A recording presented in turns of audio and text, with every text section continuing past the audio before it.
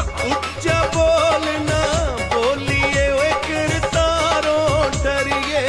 ਨਜ਼ਰ ਕਰੇ ਜੋ ਮਿਹਰ ਦੀ ਓਏ ਉਹਦੀ ਮਾਰੋਂ ਡਰੀਏ ਉੱਚਾ ਬੋਲਣਾ